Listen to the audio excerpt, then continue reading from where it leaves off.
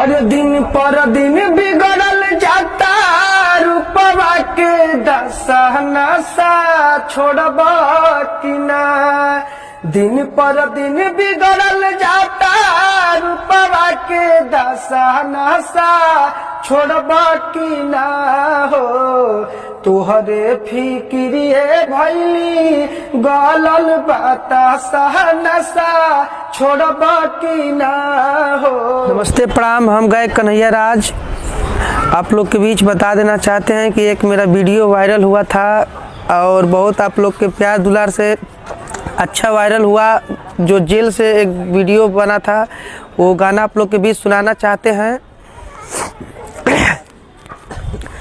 हरे सोची सोची जिया हमरो, सोची सोची जिया हमरो काहे घबरा।